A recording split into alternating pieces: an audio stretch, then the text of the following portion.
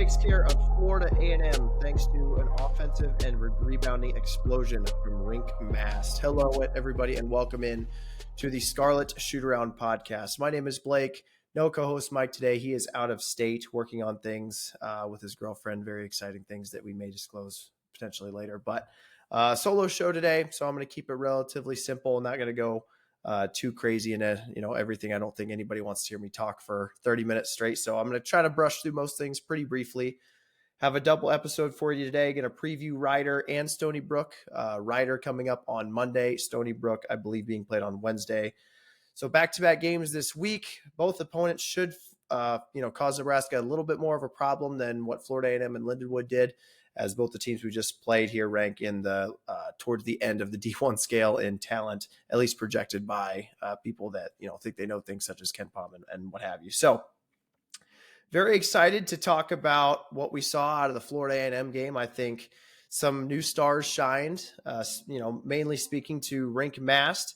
Rink goes off for 20-16-2 over 27 minutes, playing that 5 spot. Again, he must have heard me and my comment in regards to his lack of forceful rebounding, and he took it personal as goes off for 16 rebounds. And I'm sure most of you who follow Nebraska ball saw that was the first time since 2008. Alex Marich, I believe, against Missouri in 2008. So really good to see Mast kind of fit that 5 role. I hit a couple threes. He went 2 for 5 from deep, 6 for 14 from the field. Missed a couple layups, which I think is a little bit worrisome, but nothing that matters against a Florida A&M team, at least. Had 5 offensive rebounds and 11 defensive rebounds within his 16. So got a couple second chances on offense. Now, Florida A&M didn't have a ton of height. They weren't totally able to match what he was bringing to the floor, him and Bryce both. Bryce goes off for 15, 6, and 2 on 3 of 9 shooting with 7 free throws. So I don't think, based on what we saw out of that Florida A&M game, I don't think Bryce is going to be a guy that's going to be scared to hunt your shot. Just watching him over these first 2 games, he gives me a little bit of a Turan Petaway feeling, a guy that is fearful of having the ball in late game situations, late shot clock situations. Will go and get his if asked for.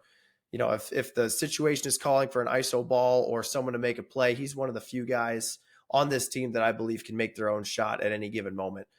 So if Casey's off the floor or, they're face guarding Casey, I would imagine this offense probably starts to look to go straight through Bryce, as he's one of the few guys that can really make things happen. And then rhyming with Bryce, you had Eli Rice coming back out and making a statement after his disappointing out against Lindenwood. He goes 16 and 4 on 3 of 6 shooting from 3-point over 22 minutes. So Eli Rice finds his shot.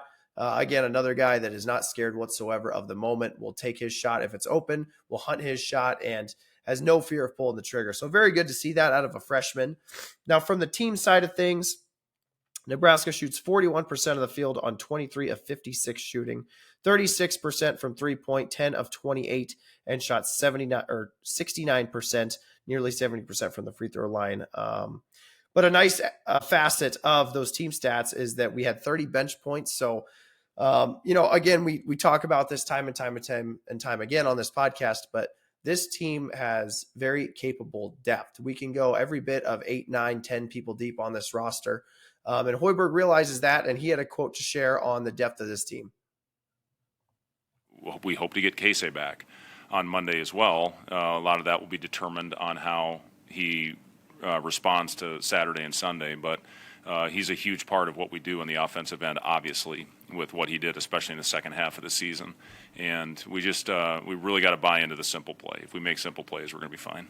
Juwan, hopefully we'll be getting him back sometime next week as well, and have a full team out there. And then we're going to have some decisions to make on who's going to be in the rotation. You can't play 12 guys. It's just it doesn't work that way.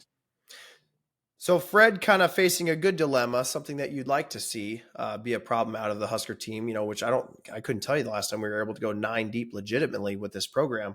But he's looking at a roster of 10 guys that he could probably potentially play going into Big Ten play. So some people are going to lose minutes. I think there's some understanding on this roster right now that everybody's playing for a share of minutes going forward. Once a lot of these guys gain health back, how does Juwan Gary fit into this rotation? Is he going to be the first sub out for Mast? Is he going to come in for Bryce? Does he contribute enough offense to garner 20 minutes on the floor, or is he more of a defensive specialty that comes in for matchups, right? Some questions to be seen. How is Tominaga going to rejoin this squad? Whose minutes are going to suffer from that? Is Hoiberg going to end up going back to the bench? I'd hope not, because he's a really good piece. Adds a lot of versatility and adds a lot of energy and spark plug type of play. I would hope Sam Hoiberg doesn't lose his spot in the rotation. He's a guy that brings a lot of spark plug energy to this team off the bench, which is something invaluable. I think that a lot of teams are looking for, and especially a guy that, is so, again, we talked about last episode, he's just so easy to root for. An undersized guy, a former walk-on, coach's kid, quite literally. It's easy to see Sam Hoiberg and hope that he goes off for 10 and gets those electric steals. I think a lot of Nebraska fans will never forget that Maryland steal at the end of the game on the inbounds pass in overtime that ended up sealing that win. So everybody's rooting for Sam Hoiberg, and we really hope he gets to keep playing. But, amongst Boogie and Coleman and Jamarcus Lawrence, we have, a lot of point guard play. Aaron Eulis, on that note, as we just found out, has been ruled out for the rest of this year. So that's an unfortunate development for this team.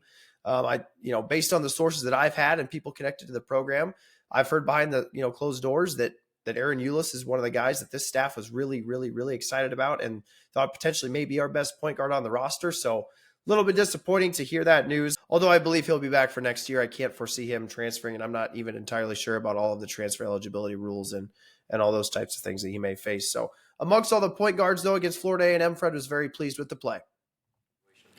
Yeah, I thought we got a little careless tonight with Jamarcus and with Boogie at times as well. But, for those guys being asked to play a position they haven't played a lot of, I mean, both have played with the ball in their hands. But, now that's really their job, is to get us in there. And we're playing them together some as well, which I've liked that combination on the floor. So I've been happy with Jamarcus. He's done a great job. He still needs to continue to figure out when to be aggressive on his shot. He has taken a few more now than he was early. But overall, yeah, I've been happy with Jamarcus getting us into an offense.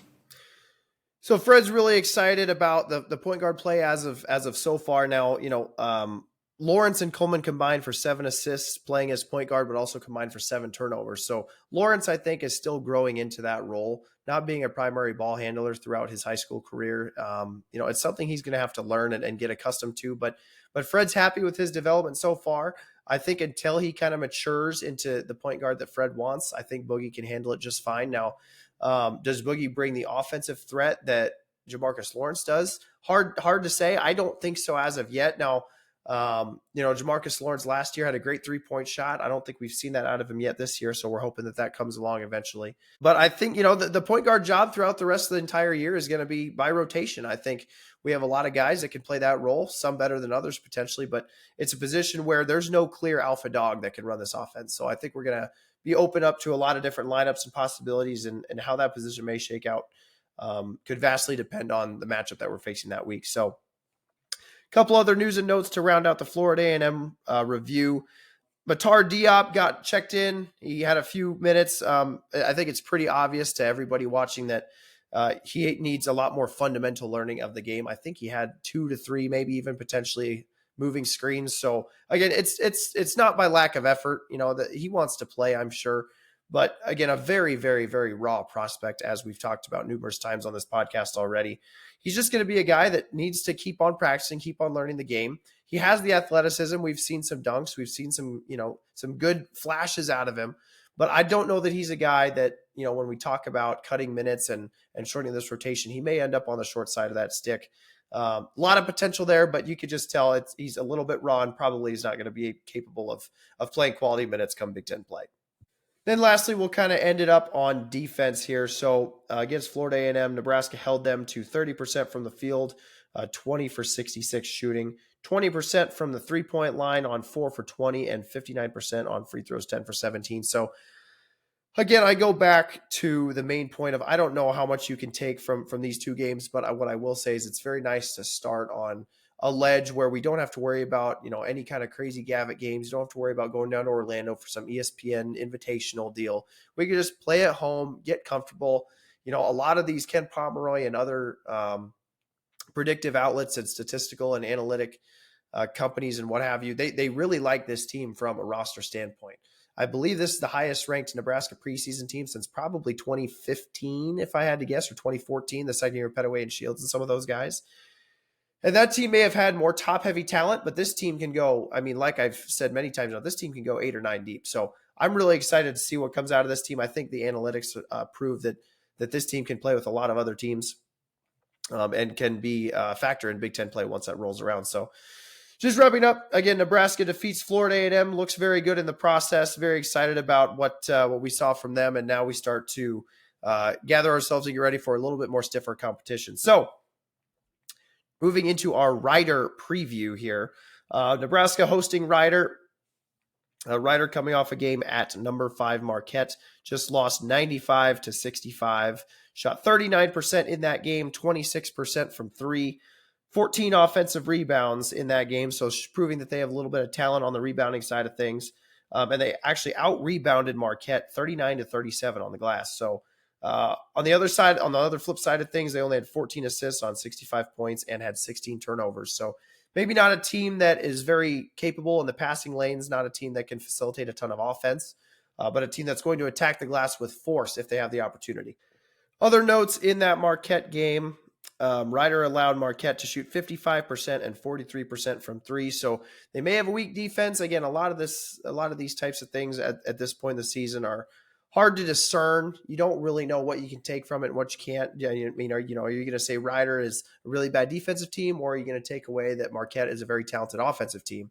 Marquette being a 2 seed in the tournament last year. I don't know their exact roster. I try to keep the scouting to Nebraska opponents specifically in Big Ten in general. But, being number 5 Marquette, obviously they're a very, very talented team. I'm sure they returned a lot from that team last year.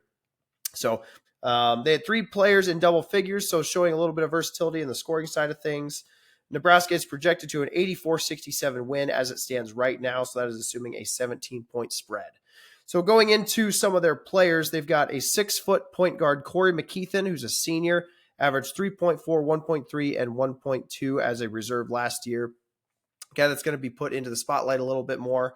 You'll find as I go through this starting lineup, Rider, a team that is very, very experienced, has a lot of senior-laden players on their roster. I think this is a team that's not going to be scared to travel. I don't think the bright lights of PBA, and like I said, unfortunately in this scenario, lack of a crowd, I don't think that Rider's going to back down from any kind of challenge. All 5 seniors I have projected here in the starting lineup. So again, a team that's probably older than us, which is not going to be very common as kind of we go through the rest of the schedule. At shooting guard, they have a 6'2" guy, Alan Powell, who's another senior, averaged 10.4, 1.5, and 2.1 last year. Is a 5-year player for Rider, so very familiar with the program, and was named to the 3rd team All-MAC last year. So this is a guy that is very good within the realm of his conference, is obviously not scared of shooting the ball. Not much of a rebounder or passer, but if you get the guy the ball, he's going to have a decent shot at making it. So moving on down the lineup, at small forward, I have TJ Weeks, a 6'4" senior. Last year averaged 10, 4, and 1. This guy is a UMass grad transfer. He was a starting guard for them for a couple years. You have Mervyn James, a 6'7" senior who averaged 13, 7, and 1 last year. This guy was a second-team All-MAC player, or All-MAAC, MAC, or whatever you may want to call it. Had 5 double-doubles last year and is a power rebounder. So this is a guy that, I mentioned earlier, Rider is a very good rebounding team. At least they showed that in Marquette that they're going to attack the glass. So this is a guy that's going to kind of lead that charge, followed by their center or alternate power forward, in today's day and age. The other guy that will assist that operation is their 6'9" center, Tariq Ingraham, another senior. Again, 5 seniors in the starting lineup who averaged 6, 4, and 1 last year as a guy that came off the bench. He did have 16 starts toward the latter end of the year, so he does have starting experience and did have a 20-point game at some point last year. So this is a guy that you don't want to let, have free looks at the basket. Very capable. And again, a 6'9" guy who's going to try to crash the boards a lot. So Ken Palm on Rider.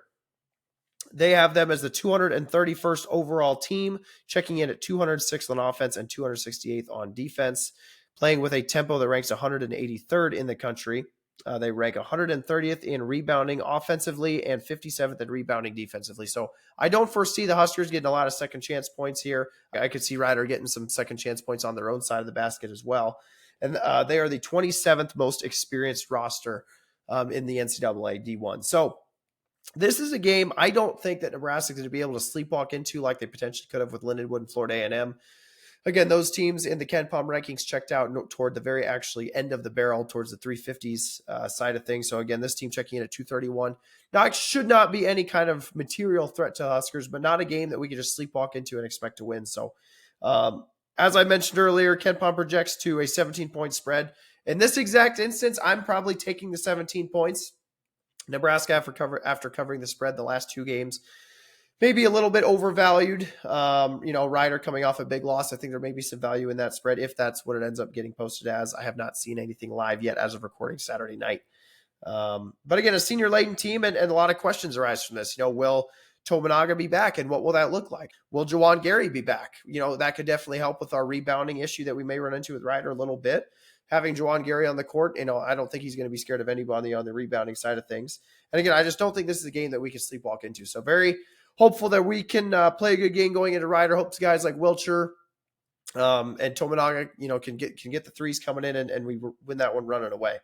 So moving on to Stony Brook now, our next opponent, which will be on Wednesday. Ken Palm checks them in at the 279th overall team on offense, checking in at 259 and defense 294. They played a tempo of 303, so not a team that's going to push the pace much. Their 2-point distribution percentage is 68%, and their 3-point percentage is 25%. So this is a team that's not going to shoot a ton of threes. This is a squad that's going to sit there, try to get their twos, probably try to drive to the lane a lot. They may settle for some 2-point jumpers as well, but if they're distributing it at a 68% clip, this team's going to make sure that they back away on the three and try to get the ball inside as much as they can. Previous results for Stony Brook, they've only played one official D1 game, played at St. John's. They lost that one 90-74. In that game, they shot 44% from the field, 25% from three, and they had 4 guys in double figures. So again, another example of a squad that can distribute scoring a little bit. That being said, similar along the lines of Rider, they only had 9 assists on 74 points, and they play at a very slow tempo. So again, not a team that, when you're looking at that 2-point distribution and the lack of assists, this is probably a squad that's going to settle for some 2-point jumpers, a little bit more of a one-game type of thing, get the ball in the post, let them try to go to work. Not necessarily a free-flowing offense in any regard on that side of things. So they allowed 52% from the field to St. John's, allowed 50% from three, so that tells me that the perimeter shot should be available for the Huskers. So you'd hope guys, again, like Tominaga, Eli Rice, Mask could hit a couple. I expect a lot of 3 points to rate in that game. Their sixth man, Chris Maidon, had 3 blocks, 5 steals, and 6 rebounds. So he's going to be a really good defender for them off the bench. I believe he's a taller center in the 6'10", 6'9" range. So make sure we were very aware of him. May affect Mask's ability to output a little bit. Nebraska's projected to an 82-63 win by Ken Palm. So it's assuming a 19-point spread in this one. And this is another senior-heavy team with a little bit of a shorter roster in this one, which would help explain the 3-point percentage allowed to St. John's. So moving into the lineup for Stony Brook, you have Aaron Clark, a 6'1" senior point guard, played much of the year injured last year, so didn't get many minutes, so pulled stats from the year prior. He averaged 16, 2, and 4 in 2021 at Sacred Heart and was a third-team All-American in the NEC. So, this guy, from what I've read, is kind of their bread and butter. They expect him to be a focal point of the offense, a guy that can distribute pretty well, can get his own. Again, when you're averaging 16 points, I don't care what level they're at, you're a guy that can find the bucket. At shooting guard, they're expecting to start Dean Knoll, a 6'2" senior who played, again, on a torn ACL last year, so didn't get a ton of action. Averaged 10, 3, and 3 in 2021 at Cornell prior to his transfer. At small forward, they're looking at Tyler Stevenson Moore, a 6'3" senior, averaging 14, 4, and 2 last year. He led the team in points and was named third team all-conference in the Colonial Athletic Association Conference. At power forward, they're looking at starting Andre Snoddy, a 6'6" junior who averaged 10, 8, and 1 last year for Stony Brook. Had 4 double-doubles and was a Northeast Conference all-rookie team and is another power rebounder. So this is a guy that kind of does a lot of their dirty work. Again, as you kind of see as I project through the rest of this lineup, this is a team that is a little bit shorter, so they struggle for rebounding opportunities. So this is the guy that will try to lead that charge and try to make sure that they stay even on the glass. And at the 5 spot, again, they could go their 6th man, Chris Maidon, or Keenan, who I've projected Keenan Fitzmaurice, a 7-foot senior who averaged 10, 4, and 1 last year. He was a Stanford grad in 2021, so this guy is, a very, very intelligent guy. Had a 25-point game last year, but is not a great rebounder. He only, in one game, had 9 rebounds, and that was his season high for last year. So, again, Stony Brook probably in the similar realm of Rider, in the realm of difficulty of opponent. I don't think the Huskers should be too scared of this team. Again, with the lack of height and the lack of three-point defense, I think Nebraska should be able to run away with this without too much of an issue. Projected again to a 19-point spread in this one. I alternatively would lay the points. I think Nebraska should be able to get their offense and tempo flowing very nicely and should have a lot of nice open looks from 3 on that side of things. So moving on finally to our Big Ten review. The Big Ten was in action here for the last couple of days. Got a couple upsets, probably nothing that I think Nebraska fans are going to be too excited about, depending on where you're looking at. I think in a year that we are trying to sneak our way into the tournament, you probably want a lot of Big Ten teams to win early so as to upgrade the caliber and respect of the conference as you move into conference play. But we'll kind of go through some of the things that the Big Ten did over here since our last time we talked to you. Wisconsin fell 80-70 to number 9 Tennessee. The Badgers only shot 41% from the field, 25% from 3, and got really nothing from their bench. So this is a team, Wisconsin may not be as deep as they've been in the past. I believe they only had about 10 to 12 bench points. So they're going to rely heavily on their starting lineup led by Chucky Hepburn. So we'll kind of see how they develop. Maybe they develop a little bit more of a bench as we continue on through the season. Ohio State loses a tight one, 73-66 at home to number 15 Texas A&M. The Buckeyes shoot 42% from the field, only 21% from 3-point.